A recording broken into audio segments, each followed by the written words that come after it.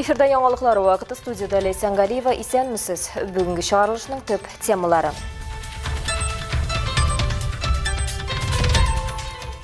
Зур югалту. Татар театрының легендасы Камил Вәлиев вафат.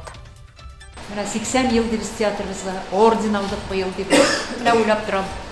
Шул 80 елның 60 елдан артыгын Камил абый язган тарих бит ул, җәмәгатьләр.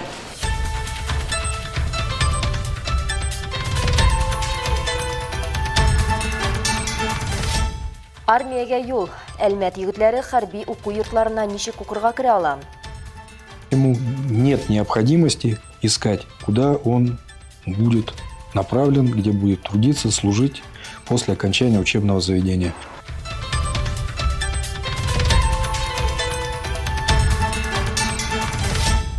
Татнефть туристлары.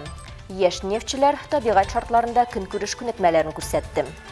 Иң соңгы төшүче астан бауны тартып алырга тиеш, аның өчен башта карабиннарны махсус төйем белән бәйләргә кирәк.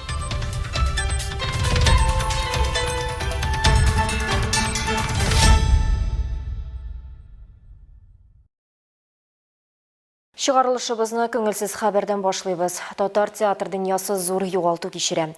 Әлмәт Татар дәүләт драма театрының легендасы, Россиянең атказанган артисты, Татарстанның халык артисты Камил Вәлиев вафат. Анакма. Анакчык. Минем башыма җитәргә дип таптылар. Вәлиев Камил Мөхәммәд Шакир улы 1942 елның 20 сентябрендә Башкортстанның Кандра районы Түбән Сәрдек авылында туа. Әлмәт Татар дәүләт драма театрында 1964 елдан эшли. Мансур Гыйләҗевнең Сафиулласында Сафиулла, Мөхәммәд Әблиевнең Шәмсе камәрендә Юныс, Туфан Миңнуллинның Монда тудык, монда үстек спектаклендә Зариф. Бу һәм башка тирән фәлсәфи образлары аша Камил абый күңел серен, дөньяга карашын сәхнәдән тамашачыга җиткереп кенә калмый, үз шәхесенең дә билгесез якларын ачарга омтылган милләттәшебез. Барлыгы белән сәхнәне тутырып, улуг артист үз вакытында театрның баш режиссеры да булган. Ул Рафаэль Төхвәтуллин исемендәге Әлмәт шәһәр башлыгы тарафыннан ел актеры намус һәм дәрәҗә номинациясендә Тантана Республика театр премиясе, Дамира Кузаева исемендәге премияләр лауреаты.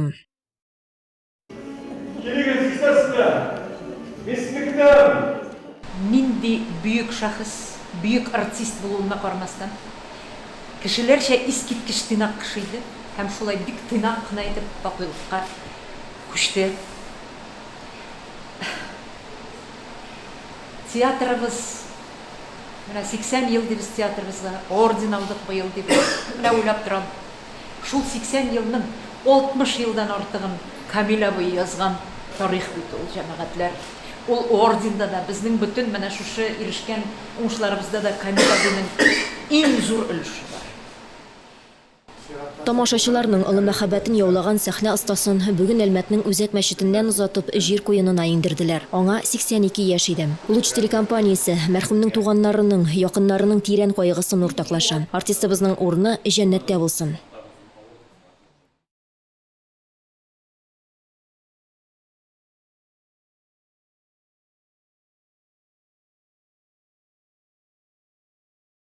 Башка темаларга. Атна башында Россия Эчке эшләр министрлыгының Әлмәт районы буенча дәүләт автоинспекциясе бүлеге каршы як полосага чыгу белән бәйле юл хәрәкәте кагыйдәләрен бозуларны ачыклауга юнәлдерелгән машина йөртүчеләрне масса күләм тикшерү буенча операция үткәрде. Әлеге операция барышында 98 машина йөртүче тикшерелде.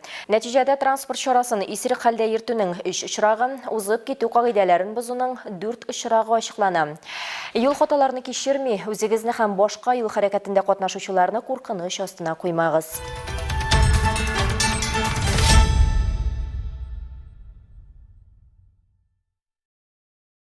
Бүген Россиядә 38 хәрби белем бирү учреждениесе эшләп килә. Аларга егетләр дә, кызлар да укырга керә ала. Быел Әлмәттән 54 егет һәм кыз хәрби хезмәткә укырга теләк белдергән, ләкин 34 генә барлык укырга керү этапларын үтә алган. Хәрби уку йортларына керү өчен нинди этапларны үтәргә, кайсы фәннән бердәм дәүләт имтиханы бирергә кирәк һәм укырга кергән очракта яшьләрне нинди социаль гарантияләр көтә. Буларның барысы турында тулырак Алса Әхмәтҗанова белеп кайтты. Мало таких выпускников школ, которые не определились с местом дальнейшего обучения. Ну, если Очрашу вакытында Әлмәт районы хәрби комиссары Руслан Корников хәбәр иткәнчә, хәрби уку йортларында беренче чиратта хәрби һөнәрләргә укыталар. Гаскәрләрнең түренә карап. Бу учучы, диңгезче, пехотачы, артиллерияче, танкчы, хәрби юрист һәм элемтәче. Укырга керү өчен егет һәм кызларга рус теле, математика һәм физика фәннәреннән бердәм дәүләт имтиханы бирергә кирәк. Училище профиленә карап, физиканы, җәмгыять белеме, тарих, информатика, химия һәм биология белән алыштырырга мөмкин. Ә хәрби уку йортында сайлап алу вакытында яшьләргә медицина тикшеренүе, профессиональ психологик сайлау һәм физик әзерлек буенча нормативлар тапшырырга туры киләчәк. Шулай ук комиссар хәрби училищеларда укуның социаль льготлары шактый күп булуында искәртеп үтте. Бесплатное обучение, военное образование у нас. Хәрби уку бездә һәрвакыт бушлай бара. Хәрби уку йортын тәмамлагач, курсантка офицер исеме бирелә. Һәм ул белгиле бер хезмәт урынына җибәрелә. Ягъни аның кая җибәреләчәген, уку йортын тәмамлагач, кайда эшләячәген уку йорты алдан белгиләп куя. Определенное место службы. То есть ему нет необходимости искать, куда он будет направлен, где будет трудиться, служить после окончания учебного заведения. Моннан тыш курсантларның фатир алу мөмкинлеге, иртәрәк пенсияга чыгу, 45 көнгә кадәр түләүле отпуск алу, тормыш һәм милекне иминиятләштерү мөмкинлекләре бар. Ягъни хәрби уку йортына укырга керүчеләрне дәүләт тулысынча тәэмин итә. Задание для Альметьевского муниципального района на 2025 год 67 человек. 2025 елга Әлмәт районы 67 кеше хәрби уку йортына җибәрергә тиеш. Районның уку йортларында кандидатларны сайлап алу буенча зур эш башкарылды. Бу эштә мәгариф идарәсе һәм администрация зур ярдәм күрсәтте. Шулай итеп 54 гариза бирелде, ләкин кызганычка каршы кандидатлар белән үткәрелгән чаралар вакытында берничә кандидат уку йортына керә алмады. Бүгенге көндә 34 кеше генә калды. К сожалению, в ходе проводимых мероприятий с кандидатами ряд кандидатов отсеялись, и осталось на сегодняшний день у нас 34 человека. Хәрби уку йортына керергә теләгән кызлар һәм егетләр иң беренче чиратта Әлмәт хәрби комиссариатына мөрәҗәгать итәргә тиешләр. Аларга монда кирәкле документлар исемлеге бирәчәкләр. Бу эшне агымдагы елның 1 августыннан да соңга калмыйча эшләргә кирәк. Белешмәләр өчен телефон 43 63 92. Асак Маҗанова, Рамил Базартинов, Яңа вакыты, Луч, Әлмәт телекомпаниясе.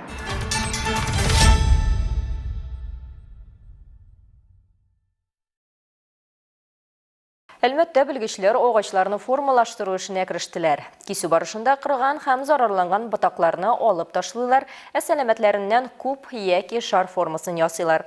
Бер агачны рәткә китерү өчен белгечләргә кимендә 30-40 минут кирәк. Мондый матурлык процедуралары өчен хәзер яхшы вакыт. Процедура үсемлекләренең тышкы кыяфәтен матур килеш тотарга, аларның торышын яхшыртырга мөмкинлек бирә.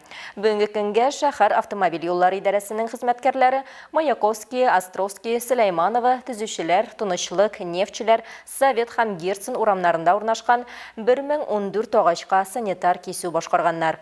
Сентябрьгә кадәр белгечләр 500-дән артык куак һәм агачны формалаштыру өчен кисүне планлаштыралар.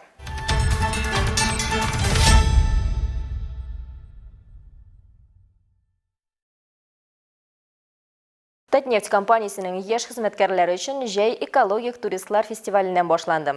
Быелдан яшь чикләренә карамыйча, анда теләге булган һәр хезмәткәр катнаша алды.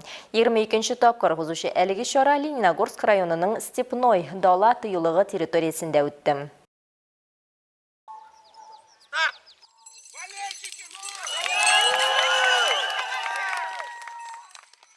Фестивальдә Татарстанның төрле шәһәрләре, шулай ук Мәскәү һәм Тольяттида урнашкан Татнефть бүлекчеләре һәм сервис идарәче компанияләреннән 27 команда катнашты. 3 көн дәвамында катнашучылар палаткаларда яшәде. Урында ориентлашу, учак ягу, төеннәр бәйләү, киртәләр полосасын үтү һәм турист өчен башка мөһим көнкүреш күнекмәләрен күрсәттеләр. Һәр команда үзенең җиңүгә ышанычын һәм һәр вакыт ярдәмгә килергә әзерлеген исбатлады. Катнашучылар өчен иң авыр этап озын дистанция булды.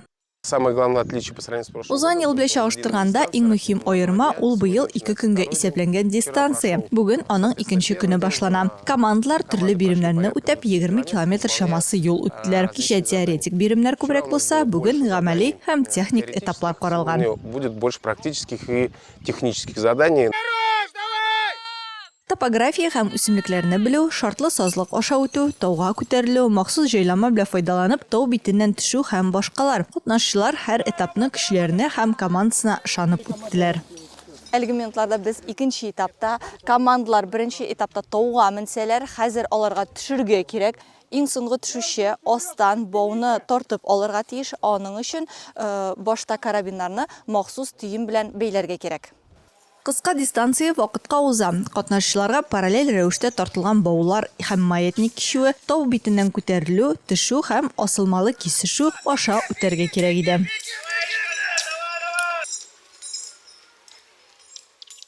Александр Сорокинга борыннан да бигрәк су дистанциясе шада. Уңыш бөтен команданың бердәм эшенә бәйле ди ул. Мы смогли выбиться вперед, приплыть первыми. Все это благодаря нашей команде. Спасибо, друзья. Трудности какие-то были? Трудностей не было. Наша команда была идеальна во всех отношениях. Катнашчыларга аргая кашыгыра кирәк булды. Шул ук вакытта авырлыкны дөрес бүлү, агым нигезендә ишү һәм кискен хәрәкәтләрдән качу мөһим иде. Икенче ярда катнашчыларны тагын бер җаваплы бурыч көтте. Зыян күргән Гошины коткару. В эти минуты на дистанции команды Танека, Татнефтьэнергосбыт и система сервис. Лидирует пока Танека, они ребята опытные, весла в руках держат хорошо. Ну, остальные ребята догоняют, не отстают, все держатся уверенно, все будет прекрасно. Күркәм традиция буенча фестивальдә экологик акция яшь үсентеләр утыртуда булды. Катнашчылар бу эшкә бик теләп тотындылар. Берничә сәгать эчендә сайланган территориядә яңа триплоид усак агачлыгы пәйда булды.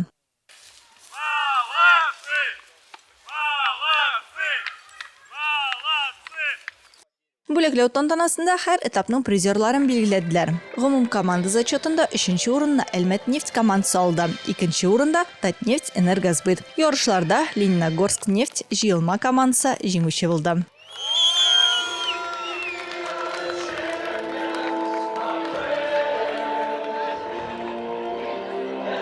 Досталась она очень тяжело, дистанция была очень тяжелая, но мы с ребятами, наша команда, наши тренера, кто нас готовил, мы, конечно же, упорно боролись за это. Тем не менее, мы справились, не сдались и пришли к победе. Алсу Нуриева, Алия Муратова, Яңалыклар вакыты, Лучи Әлмәт телекомпаниясе.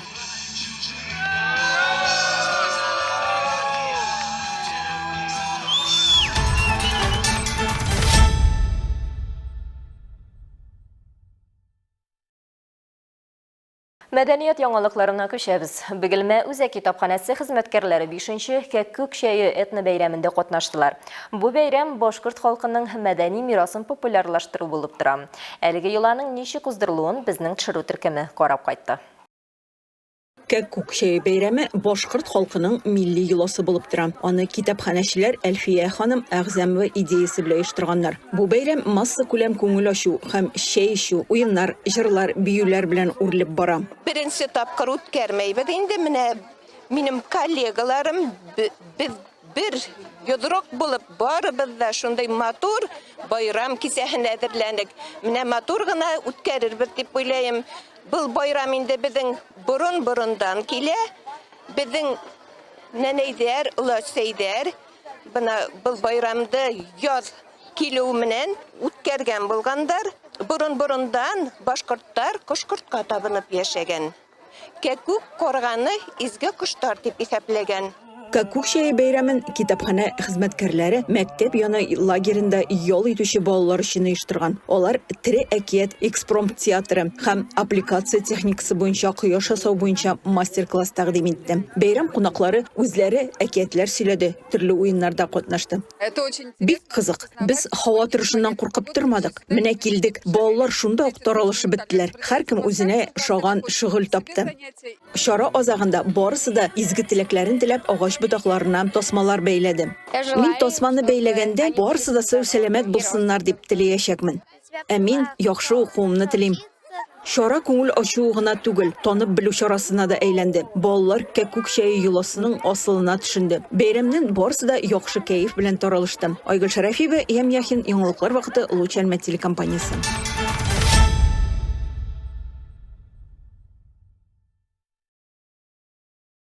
Һәм тагын бер мәгълүмат, дәвамлы һәм актив тормыш милли проекты кысаларында диспансеризация узу өчен авыруларына профилактикалау буенча ел сайын үткәрелә торган чарага чакыралар. Диспансерлаштыру авыруларны иртә ачыклауга, шулай ук аларның үсешенә куркыныч факторларны ачыклауга юнәлдерелгән. 18 яшьтән 39 яшькә кадәрге барлык россиялеләр табибта 3 елга бер тапкыр бушлай тикшерелә ала. 40 елдан соң ел сайын сәламәтлеккә шикаятләр булу-булмауына карамастан 2025 елда диспансеризация астына 1983, 86, 89, 92, 95, 98, 2001, 2004 һәм 2007 елларда туган кешеләр эләгә. Шулай ук яше 40 яшьтән өлкәнрәк булганнар. Диспансеризациягә дәүләт хезмәтләре порталы аша язылырга яки яшәү урыны буенча поликлиникага паспорт һәм медицина полисы белән килергә мөмкин.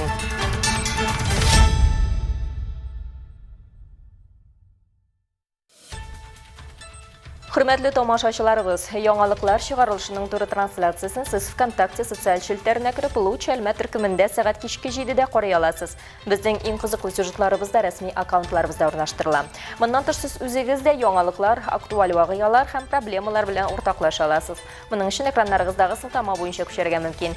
Төбәгебез өчен сыйфатлы һәм мөһим яңалыкларны бергә булдырыйк. Бүгенге шулар иде. Милли Сәнгалиева һәм монтаж операторы Динара Гайнетдинова сезнең белән сау булышабыз. Исән сау булыгыз.